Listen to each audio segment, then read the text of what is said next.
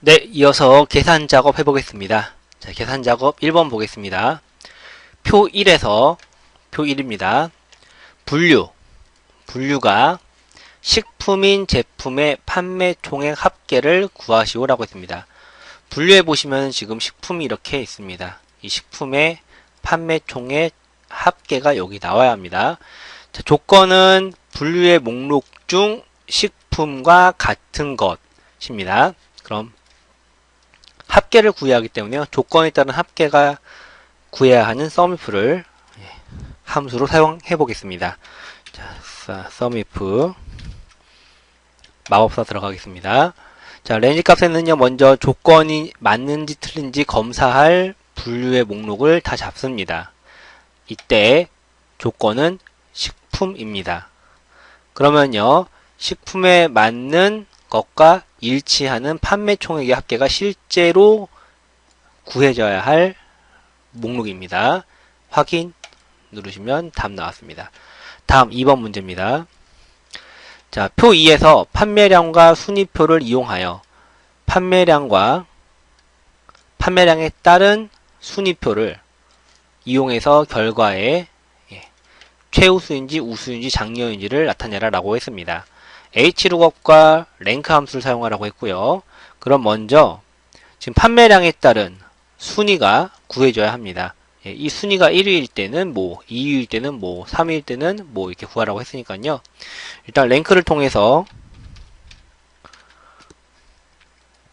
순위를 먼저 구하겠습니다. 순위를 구할 수는 판매량, 그리고 비교 대상은 판매량 전체, 그리고 저희는 자동 채우기를 할 거기 때문에 F4키로 절대 참조해 줍니다.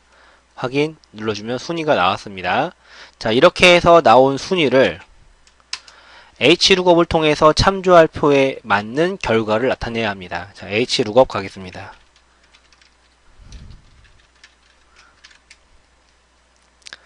네, hlookup을 찾는 값은 좀 전에 구했던 순위이고요. 이 순위를 참조할 수 있는 표는 테이블 어레이는 아래쪽에 있는 순위표입니다. 이때 필드 값은 잡지 않습니다. 그리고 이 순위표를 저희가 이따가 자동 채우기를 할 거기 때문에 절대 참조하셔야 합니다. F4키 눌러주고요. 그리고 그 참조한 순위표에서 몇 번째 행이 나와야 하냐면 두 번째 행이 나와야 합니다. 그래서 로우 인덱스 넘버에 2라고 써주시고요. 그리고 결과에 보셨다시피 4도 있고 5도 있습니다. 그래서 정확한 값이 나오지가 않습니다. 그래서 비슷하게 일치하는 것을 찾을 때는 true로 표시해야 라고 했습니다. 그래서 1 써줍니다. 그럼 true라고 나오죠? 확인. 자동 채우기 해줍니다. 자, 다음 3번 문제 보겠습니다. 자, 3번 문제는요. 가입일의 연도가 2013년이나 2014년이면, 자, 이나라는 말이 나왔죠. 오화입니다. 자, 그래서 오화 함수를 통해서 가입일의 연도가 2013년인지 2014년인지를 먼저 구해야 합니다. 그러면은 true 또는 false가 나올 겁니다. 그렇게 해서 나왔을 때 true일 때는 초보, false일 때는 공백으로 표시해야 합니다. 그런데 가입일이요, 지금 연, 월, 일로 되어 있기 때문에 가입일에서 연도만 빼올 수 있는 이어 함수를 같이 사용해야 합니다. 그럼 먼저 오화에서 해보겠습니다. 네, 오화 함수 들어가면요, 첫 번째 로지컬 조건에는요, 자, 먼저 year 가로 열고 가입 2를 찍어줍니다.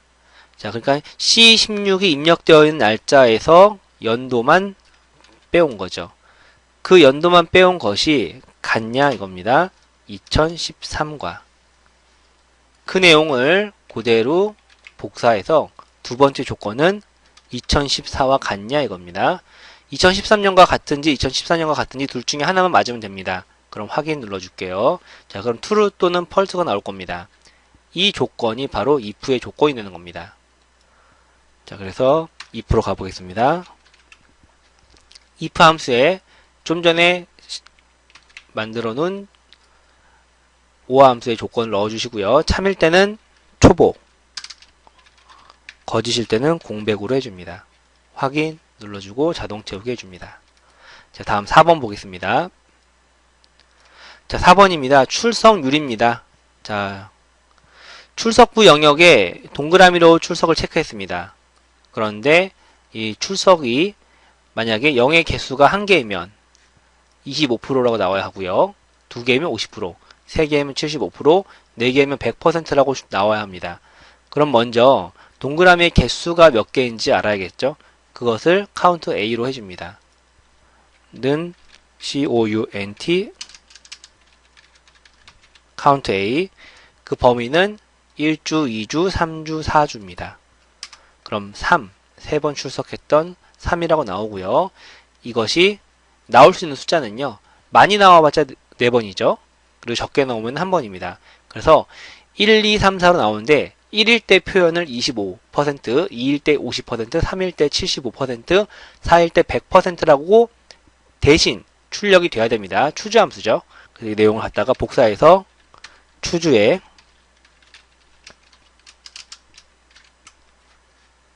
마법사로 들어갑니다.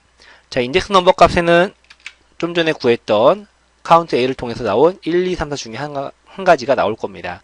자, value 1. 값이 1이라면 25%입니다. 값이 2라면 50%, 값이 3이라면 75%, 값이 4라면 100%로 해주시면 됩니다. 확인 눌러주고 자동 채우기 해줍니다.